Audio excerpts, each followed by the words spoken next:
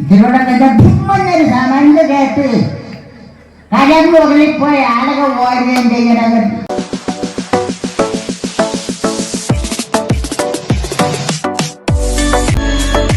പ്രിയപ്പെട്ടവരെ നമസ്കാരം, ഞാൻ നിങ്ങളുടെ സ്വന്തം CP ഷാജിയാണ്. ഒത്തിരി കാഴ്ചകൾ അങ്ങനെ കണ്ട് കടന്നു പോകുമ്പോൾ ഇന്ന് നിങ്ങളുടെ മുന്നിലേക്ക് ഞാൻ അവതരിപ്പിക്കുന്നത് വാക്കുകളെ പൂക്കളാക്കി മാറ്റി പ്രിയപ്പെട്ടവരുടെ മനസ്സുകൾക്ക് പൊട്ടിച്ചിരിയുടെ മാലപ്പടക്കങ്ങൾ അങ്ങനെ വാരി വതറുന്ന ശ്രീ അനിൽ വാരണം. അനിലിൻ്റെ ആ വാക്കുകൾ എത്ര കേട്ടാലും മതി വരില്ല. എനിക്ക് ഭയങ്കര ഇഷ്ടമാണ്.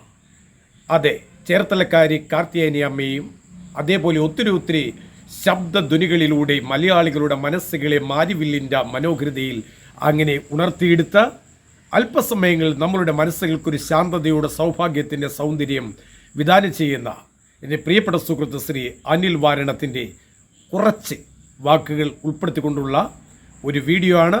കാണണം, കണ്ടിരിക്കണം, പൊട്ടിച്ചിരിക്കണം. ഞാൻ അവതരിപ്പിക്കുമ്പോൾ ഒരിക്കലും വിചാരിച്ചിരുന്നില്ല ഇത്രയധികം ജനം സ്വീകരിക്കുമെന്ന്.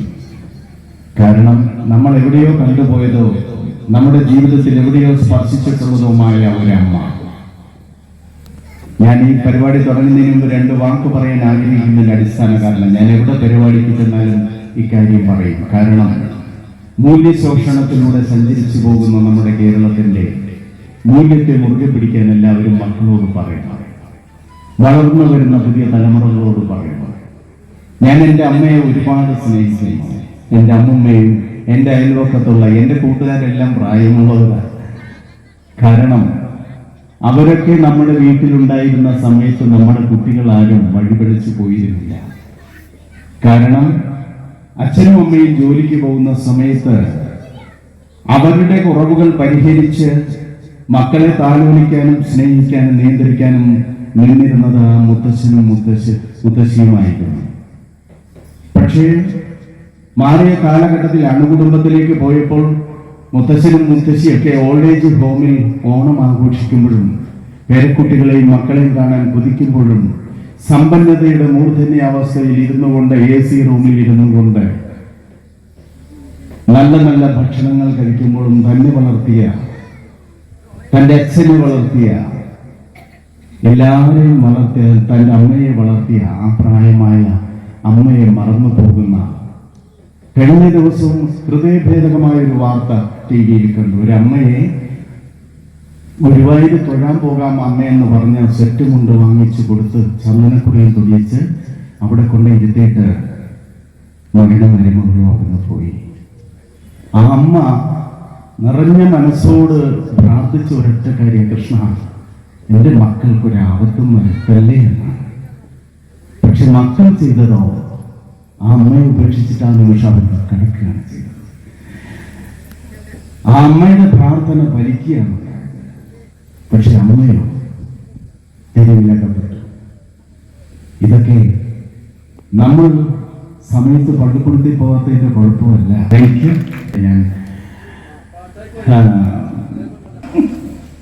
ഞാൻ ആലോചിക്കുന്നെങ്കിൽ ചിരിക്കുന്നതിനൊപ്പം ഇതെന്നത് ചവച്ച് തിന്നുന്നില്ല. പുള്ളി പിന്നെയും ചീട്ട് കളിക്കുന്ന ചിരിക്കണമെന്നാ ആ അത് തള്ളേണ്ട കാര്യം ഉണ്ടായിരുന്നു. ഇനി കഴിഞ്ഞ ദിവസം അടുത്ത തുളസി ചേച്ചിയുടെ ചായക്കട വന്നിട്ട് ചായയും പറഞ്ഞിട്ട് ഗോതമ്പിന്റെ ഒരു അടയും പറഞ്ഞു. അടമേടിച്ച് കടിച്ചു കഴിഞ്ഞപ്പോഴാണ് എനിക്ക് സംഭവം പിടി കിട്ടിയത്. എന്താ ഇങ്ങനെ ചിരിക്കണം? കുറച്ച് ഈ അട കടിച്ചു കഴിഞ്ഞതിന് ശേഷം പുള്ളിക്കാരനൊന്നും അവിടെ നിന്നിട്ട് ഞാൻ ചോദിച്ചെന്താ? ഒന്നുമില്ല. പിന്നെന്താ? പല്ലേ. ഞാൻ പറഞ്ഞ അടയിൽ ഇരിപ്പുണ്ടല്ലോ. ഗോതമ്പിന്റെ അടയിലെ പശത്തുണ്ടല്ല, ഇത് പിടിച്ചിരിക്കാൻ സംഭവം ഈ 3 പല്ല് വെപ്പോല്ലായിരുന്നു. അപ്പൊ ഇത് പോകാതിരിക്കാനാണ് ഈ ചിരിക്കണ സമയത്ത് ഈ അഡ്ജസ്റ്റ് ചെയ്യണം. ഇതിങ്ങനെ വേറെ ചിലരുണ്ട് കേട്ടോ, ചിരി വന്നു കഴിഞ്ഞാൽ കുടഞ്ഞു കളി.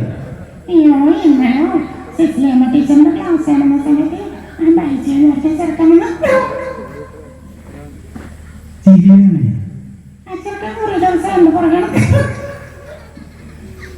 അങ്ങനെ വേറെ ചിലരുണ്ട് ചിരി വന്നു കഴിഞ്ഞാൽ ഛർദ്ദിക്കാൻ വരുന്നത് പോലെ. നല്ല തമാശയൊക്കെ കേട്ട് കഴിഞ്ഞാൽ ആ സമയത്ത് ഇത് കേൾക്കണ സമയത്ത്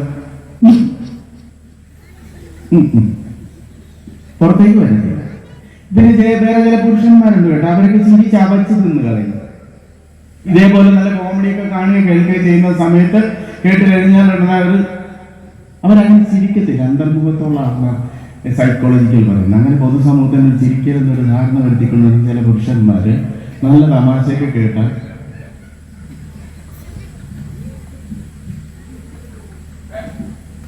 സംഭവം ഇറക്കി കഴിഞ്ഞു. വേറെ ചിലരുണ്ട് കേട്ടോ, ചിരി വന്നാൽ കോരിയെടുക്കും. സരസമ്മയുടെ അമ്മ ഞങ്ങളെ വീട്ടിൽ ചേർക്കല പതിനെട്ടാ പക്കത്ത് തുണി എടുക്കണം എന്ന് പറഞ്ഞിട്ട് കൂട്ടത്തിൽ വരാനും പറഞ്ഞു ചേട്ടന്. പക്ഷെ അതേ ദിവസം ഒന്ന് ചേച്ചി ദിവസം ഓടിയെ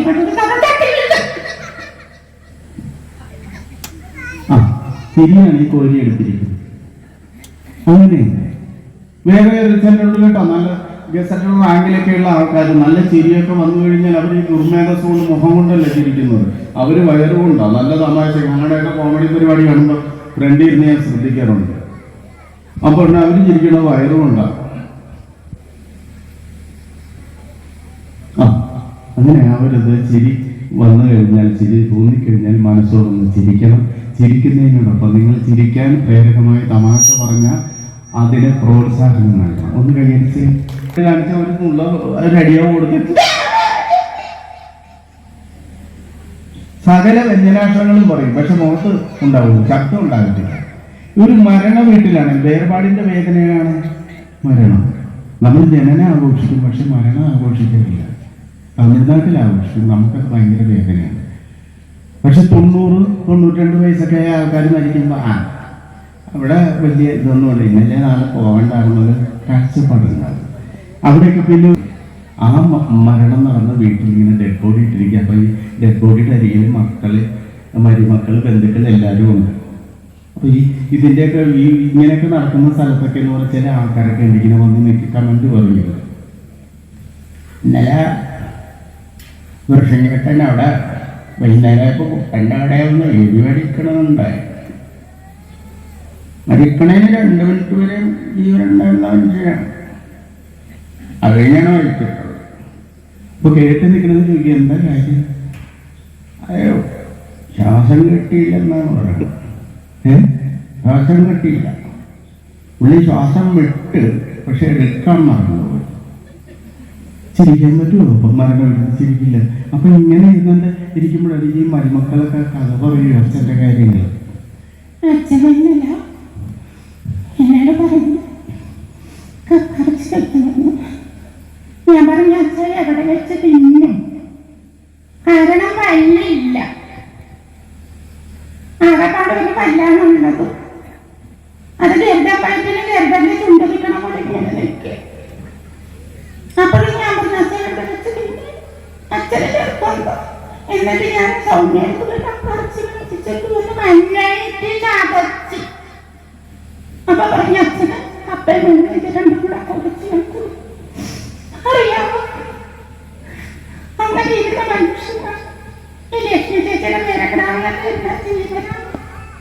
വന്നു കഴിഞ്ഞാൽ പിടിച്ച് ഉമ്മ വെക്കും പിള്ളേരെ. ഞാൻ പറയാം അച്ഛൻ ഉമ്മ വെക്കരുത്, പിള്ളേര് പരമ്പര നിലവിളി ഈ പല്ലിങ്ങനെ നിൽക്കല കുത്തിക്കൊള്ളു. വന്ന പുഷ്പിച്ചുണ്ട്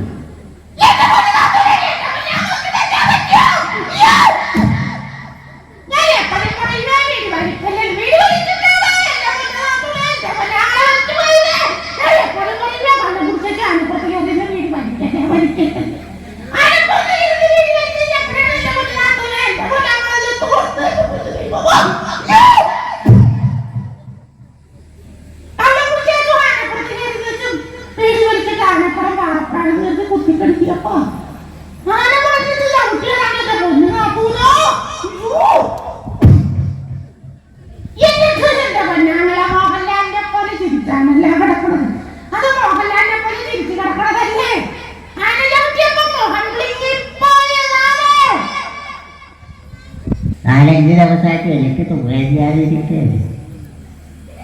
കഴിഞ്ഞ കാലിനും മുട്ടിനും ഒക്കെ വേദന. അങ്ങനെ നീ ഇപ്പൊ വന്നതേ ഉള്ളായിരുന്നു. കണ്ട അവിടെ നിൽക്കണ്ട.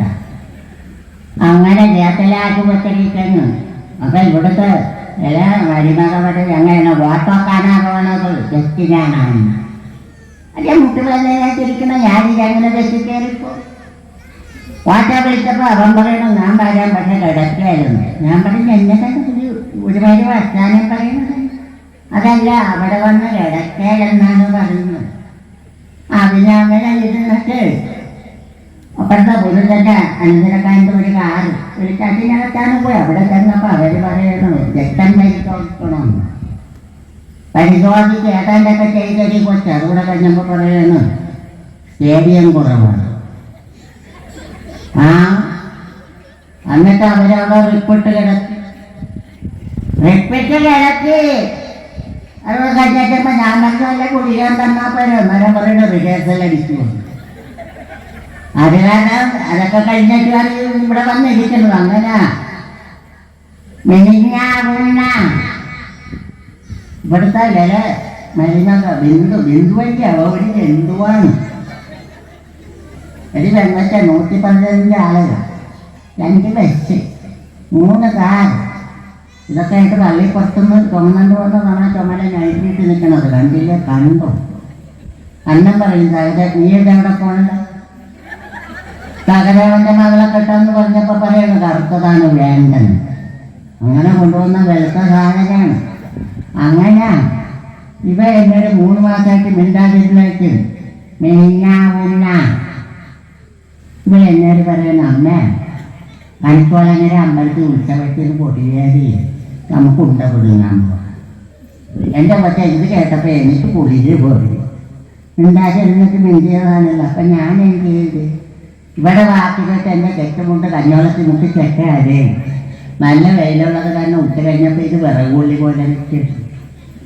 അല്ലേ അന്നേരമാണ് ജാണ്ട പണിയെത്തുമ്പോൾ നിങ്ങൾ തന്നെ അടിക്കാണ് ലളിതയുടെ വീട്ടിൽ കൊണ്ട കുടുംബത്തിലേക്ക് കാശ് പോകണം. അതും കഴിച്ചിട്ട് അവിടെ ചെന്നപ്പോൾ എൻ്റെ കൃഷ്ണൻകുട്ടിക്കാറ്റാൻ്റെ അന്തരക്കാരൻ്റെ മകനാണ് ഇവിടെ മകളൊക്കെ. അവൾ വേസവ്യക്തികളൊക്കെയായിരുന്നു. എൻ്റെ തല പോക്കിന് അവിടെ നിന്ന് വർത്താനം പറഞ്ഞ് സമയം 2 പിള്ളേരുണ്ട് തങ്കക്കുടം പോലെ എതിർപ്പില്ലേ. അതൊക്കെ കഴിഞ്ഞ് ഞാനിവിടെ വന്നപ്പോൾ താൻ്റെ എന്നൊക്കെ നിന്നയിൽ അവിടെ പോയി. ഞാൻ പറഞ്ഞു നീ പറഞ്ഞിട്ടാണ് അവിടെ കുടുംബത്തിലൂടെ കാശ് കൊടുക്കാൻ പോയി. അതിനിപ്പോൾ എന്നാ ഉണ്ട്? അത് നിങ്ങളുടെ ഏഴാം അരിമക ജനൻ്റെ പൂപ്പലിപ്പെണ്ണും പിള്ളേരും കൂടെ ഓട്ടോയിൽ വന്നപ്പ അവരുടെ കൂടെ കണിത്തോളങ്ങനെ വീട് പിള്ളിയാണ്. ഇത് കേട്ടപ്പോൾ എനിക്ക് ഭയങ്കര സങ്കടമായിപ്പോയി. ഞാനെന്നിട്ട് അവിടെ ഇരുന്ന തലയിൽ മൊത്തം പിരിച്ചു തരും. ഇത്തിലൂടെ കഴിഞ്ഞപ്പം തിരുവനന്തപുരത്ത് നിന്ന് തകരയെ വന്നു. മകൻ്റെ മക്കൾ ഭർത്താവത്തില്ല പുതിയ കാറിനെടുത്ത് രാജാസുമ അതേ സന്ദേശം പറഞ്ഞ് മുന്നേറ്റം കാണാൻ നമുക്ക് അമ്പലത്തിൽ പോകാം. ഞാൻ പറഞ്ഞു ഞാനൊന്നും വന്നിട്ടുണ്ട്. ഭയങ്കര വിഷമായി. പിന്നെ ഞാൻ പറഞ്ഞു ഞാനാണ് വിളിക്കണമെന്ന് പറഞ്ഞ് നെപ്പണ്ടിച്ചപ്പ ഈ ചെക്കുമുണ്ട് ദേശത്ത് പോലുമില്ല. ഞാൻ എടുത്തു കൊടുത്ത് ഇവരുടെ കൂടെ പോയി. അല്ലെ ഞാൻ കിഴക്കോട്ട് തിരിഞ്ഞ പടിഞ്ഞാട്ട് നീണ്ടു നിൽക്കേണ്ടി നിന്നതുണ്ട്. ഞങ്ങളങ്ങനെ ഇവരെ മുമ്പ് ഞങ്ങളവിടെ ചെന്നു. പക്ഷേ എനിക്കൊരു അബദ്ധം പറ്റിയത് കൊച്ചെ കൊതുമ്പെടുക്കാൻ നടക്കും.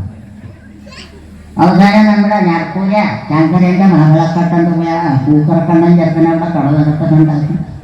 ഇത്രയുള്ള കൊതുമ്പിന് 10 രൂപ മേടിച്ചത് ഇഷ്ടം.